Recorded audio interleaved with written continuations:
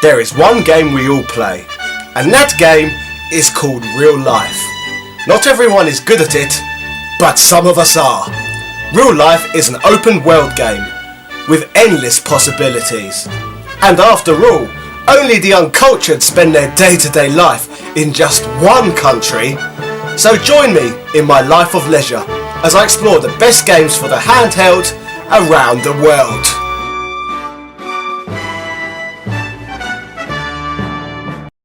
So, the final time I used my video camera on my trip was in Roswell in New Mexico. New Mexico is a US state, by the way, and not the capital of Mexico, like some of you idiots would believe. Speaking of idiots, many people now believe that an alien spaceship once crashed in this town.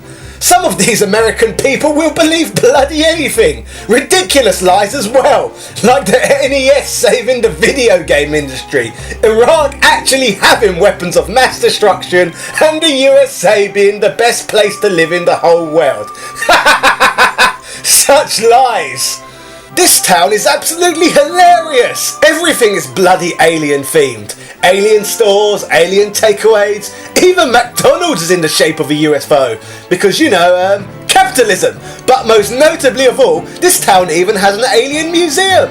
But good luck to Roswell, I suppose. They have created a draw. The town should essentially be a completely pointless place in the middle of nowhere. It may be all very cheap, tacky and lowbrow looking, but if it wasn't for aliens, this town may just as well be Tilbury in Essex or something.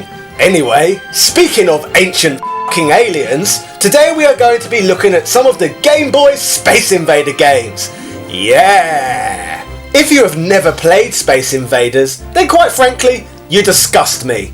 It was one of the forerunners of modern video gaming and helped expand the video game industry from novelty to a global industry. When first released in the arcade, Space Invaders was extremely successful. Then after it had this success, it used its name value to launch the Atari into a household name after it was ported to their system. If I ask most people from my parents' generation, most will not play any games today, but the majority of them will all bring up positive memories of playing Space Invaders, Pac-Man and what they call tennis, aka Pong. So essentially, Space Invaders is one of the most iconic games of all time, cultural symbols of gaming which transcend generations around the world.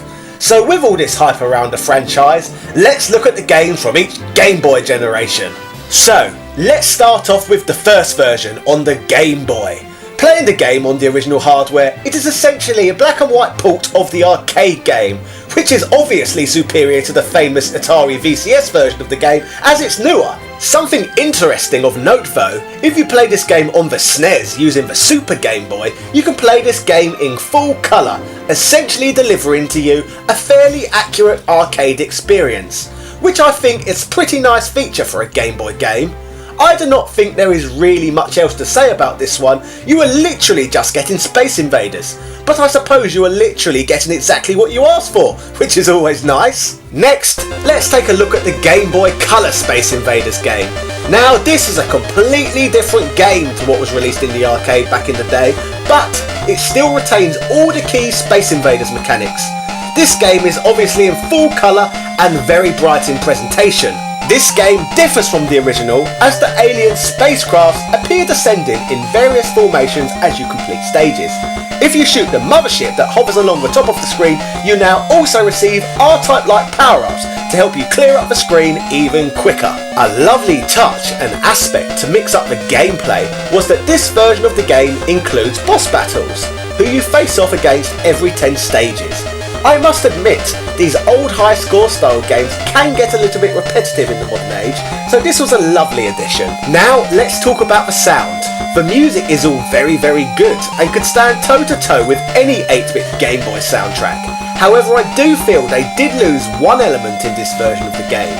They may have added great music, but for some reason they decided to remove the sound effects of ships descending towards the bottom of the screen. I always thought that sound effect was absolutely fantastic and created an enormous amount of tension as the ship descended towards you at a faster and faster pace. Thinking about it, that sound effect is absolutely terrifying! Nothing makes my heart beat faster and faster than that sound getting faster and faster, bringing you closer to your impending doom. Is Space Invaders the first ever survival horror game? I'll tell you what, I'll roll a short clip of the original version to remind you all just how terrifying it can get.